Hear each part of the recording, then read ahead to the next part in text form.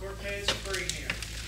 Questions for Cortez, Greg Hunter? So Cortez, obviously you were an ingredient last year, but now it looks like you're going to be a major ingredient. What does that mean to you? What do you have to do to sort of step into that role? Oh, well, it meant a lot to me, really. From last year, not really getting to go out there and really help the team contribute to win.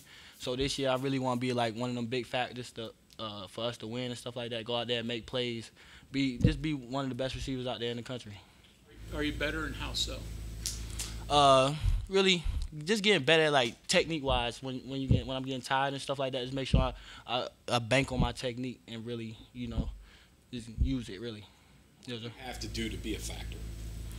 Really go out there, make plays. It's catch the ball, be a receiver. Something that I feel like that we really take pride on is catching the ball. So like that's my main job, is to go out there and catch the ball and do what I have to do, get first down. People outside of West Virginia don't really know much about the wide receiver core, and if you look at some of the people that talk about the team, they view that as an area of weakness. Right.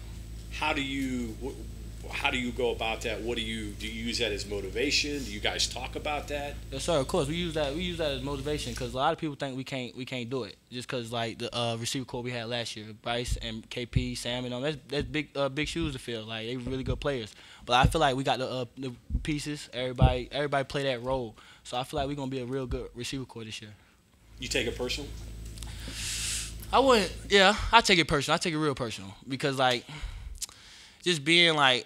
I know I ain't do much last year.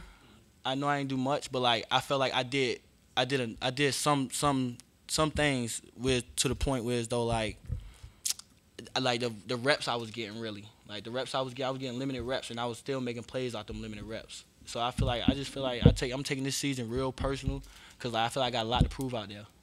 You hear this from coaches a lot. A junior college player that comes in, usually that first year is a transition year, and then the second year blow up. Right. Why is that? Why do you think that is? I'll say, to be honest, like when I first got here, things was moving fast. Like the offense was moving fast. I had to get lined up faster. The tempo is just way more faster than JUCO was. So like when I first came here, like I was just really just focusing on trying to get lined up, be where I need to be on time for the quarterback and stuff like that. So like I just feel like it's just. That's really much all I had to say about it, really. Maybe one of those deals where you didn't know what you didn't know? Yeah, really. Yes, sir. Yeah. It seems like there's a lot of receivers out of Hutchinson these last few years. I know Mitch Tinsley and Craig Bird both went on to have success at the D1 level. What is it about playing there that prepares you guys for the Division I level? So I really the coaches really. We had really good coaches there. Like I feel like my receiver coach really prepared me to really prepare me film wise, like studying how to study the DBs, how to study the defense, and just come out here and just play ball really like. So I feel like that like my coach, it was just really the big factor with the coaches. Like the coach is real good coaches up there in Hutch, and they make sure that you succeed in life. So I feel like that's what it really was. What is Devin brought to the receiver room? Oh, Devin is a character. Like Devin, he real funny. He real good to be around. Like. Coming in, just being himself, really. So he go out there and make a lot of plays. Like I don't have to worry about that right side of the field, really, because I know he gonna make that play. So like just having Devin, it been real good, because he also been on the D1 level already before me, and so he teach me a lot of stuff, and it's just good having Devin. I was gonna ask, how much does his experience add to the room that doesn't have a lot? Oh, it adds a lot, because like he'll see stuff that I don't see. He'll do stuff that some like I don't do, and he'll tell me how to do it, and like it just help a lot. Like it help a real lot, really. If you didn't pick West Virginia, where would you have gone? Sir? If you did not pick West Virginia, where would you have gone? What school? SMU. I probably would have SMU. I know in Hutchinson, that's K-State, Kansas, and they recruit that hard. Did they recruit you pretty hard? No, sir, not really. No, sir, not at all. Yeah. What's been your impression of Coach Marshall? My impression on Coach Marshall is like he a real good coach. Like Coach Marshall really teaching me a lot of stuff, like a lot of stuff that I didn't learn from last year. So like I feel like Coach Marshall coming in, like, and he can relate to us because he young, he a couple years older than me, but like he can relate to us. He been in our shoes. So I feel like just having Coach Marshall like really helping me a lot. Is it hard Yeah, I mean, you junior college you had a coach, then last year different coach, now another new coach. Is that difficult with?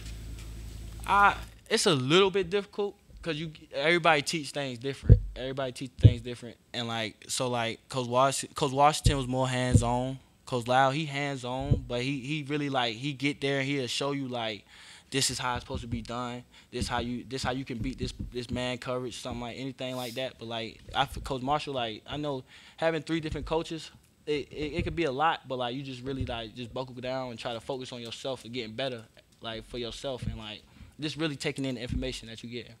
It's 3 different guys harping on different things, right? Yeah, a lot. So yeah. Maybe your JC coach was telling you to do something one way. The guy last year maybe a different way, and then now a different here, right? Yeah, it's real difficult because like I told you before, everybody they teach things different. Everybody teach things different. You just gotta learn how to put it all together and use them tools that they gave you, and so you can go out there and succeed on the field. What did Washington emphasize last year that may be different than what Marshall's doing this year? I feel like Coach Marshall is teaching me a lot, with the run at the catch. Coach Marshall was emphasizing that a lot, the run at the catch. We did not do that a lot with Coach Washington. So I feel like it's just stuff like that, little stuff like that, that's gonna help us get better at our game. And you take a hitch from 15 yards to a touchdown. So it's small stuff like that. Line, getting off press coverage, that's all the same. Yeah, sir. It's all the same. It's all the same stuff. I mean, they'll tell you different things. Coach Washington, he'll say 2 pop, and then Coach Marshall will say pop halves. It's just all different stuff. But it's the same things. It's just all how they all present it and stuff like that. But you at the same time, you still know what it is, and you just gotta use it in your toolbox and make sure you use it well. Yeah, so having Neil, the head coach, be a former wide receiver and be a former wide receiver coach. Yeah. Neil on us a lot because like you said, he played receiver and he know what it takes to be successful in life. So I really make sure I listen to Coach Braham, make sure I take in everything he say because he played the position and you know what I'm saying, I not listen to him. No. Last year maybe a little bit of a reality check. This is what I got to do. You go through it and you play all these teams, you play the Big 12 schedule, and you're like, okay, now I get it. This is what I got to do. Yeah, pretty much, cause it was JUCO. JUCO and D1 level is different. It's different, just cause the players and stuff the game speed and everything like that is way different. So I just feel if you just, like I said, if you bank on your technique and stuff like that, and just go out there and just win one-on-one matches all the time, I feel you'd be successful in the Big 12. But it was a real big shot, real big shot. It's almost like a JUCO All-Star game every game, right? Every day. Yeah, it's the best of all. Yep, right. You mentioned there's new shoes to fill from last season's receivers. What gives you the belief that this particular group can fill it? We come to work every day. I feel like this group, we come to work, even when we have adversity, we still fight through that adversity and we make plays. So I just feel that's what's going to really just how can I put this?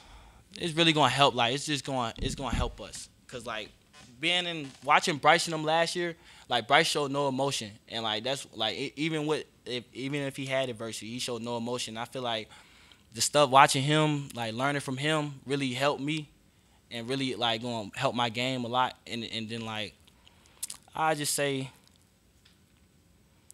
the group is just a good group overall. We really love being around each other. So I just feel that's what it really is. The connection, the family feeling, and all that stuff like that. Braham mentioned last week you had a good scrimmage. Yes, sir. You said you were the best of the wide receivers. Is that a confidence booster for you? A little bit, yes, sir. From hearing from Coach Brown, because last year, I was second. I was playing the second role, and I really try to make sure everything Coach Brown told me, I try to make sure I use it and make sure I use it right. So when that time come, it'd be easy on the field. So just Neil Brown, he helped me a lot though. Give me your backstory a little bit. You went to high school in Carolina, but you're from Baltimore. What? So take me through your life a little bit. Okay. So I'm originally from Baltimore, Maryland. I went to middle school out there, and like my parents, Baltimore is a real violent place, and they just felt like they felt like I have a better opportunity to making it going to South Carolina. And so I moved with my grandparents, moved down there, went to high school for 4 years there, went there, got in a little altercation with my teammate, which led me to go, what got me expelled from school. Went to an alternative school, lost all my offers, went from the alternative school to Hutchinson, and I've been out there for 3 years, and now I'm here. What did you learn from that adversity? Obviously, everybody makes mistakes. Right. What did you learn from that? What I learned from it really is like just maturing, like the situation, like where it happened at, like just really like looking around, looking at my environment, and really just taking the time, like just really calm myself down. Like I feel like I got better at really like being with myself, like my inner self, and really just not